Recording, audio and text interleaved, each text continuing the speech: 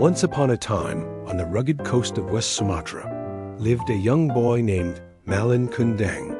He lived alone with his mother, Mande Rubaya. They were poor, surviving only on the small fish Malin caught and the firewood his mother gathered. Despite their poverty, they were happy. Malin was a diligent son, and his mother loved him more than life itself. But as the years passed, the walls of their small hut felt like a cage to Malin. He watched the great ships on the horizon and dreamed of gold, silk, and a life far away from the scent of salt and struggle. One day, a large merchant ship docked at their village. Malin saw this as his only chance. "Mother," he said, "I cannot stay here and see you suffer forever. Let me go to the lands across the sea. I will return a wealthy man, and you shall never work again." With a heavy heart and a river of tears, Mande Rubaya let him go. She stood at the shore until the ship became a tiny speck on the horizon, praying every single day for his safe return. Years turned into decades. In the distant lands, Malin worked harder than anyone. His ambition was a fire that never went out. He became a successful trader, then a captain, and eventually the owner of a fleet of ships. He married a beautiful princess and lived in luxury.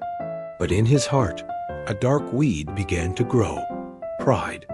He began to forget his humble roots. He felt that a man as great as him could not have come from a poor, shriveled woman in a broken hut. Fate brought Malin's ship back to his home village. The news spread like wildfire. Mande Rubaya, now old and frail, ran to the shore with all her remaining strength. "Malin, my son," she cried, seeing the handsome man on the deck. But when she approached, Malin's wife asked, "Is this beggar woman your mother?" Ashamed of his past, Malin looked at his mother's tattered clothes and dirty hands. "I do not know this woman," he shouted. "My mother is long dead. Guard, take this beggar away." Mande Rubaya fell to the sand, her heart shattered into 1,000 pieces. She looked up at the darkening sky and whispered, "Oh God, if he is not my son, let him sail in peace. But if he is indeed my Malin, I curse him for his cruelty." Suddenly, the clear sky turned pitch black. A monstrous storm erupted. Waves as tall as mountains smashed Malin's ship. In his final moments, Malin realized his sin. He fell to his knees to beg for forgiveness, but it was too late.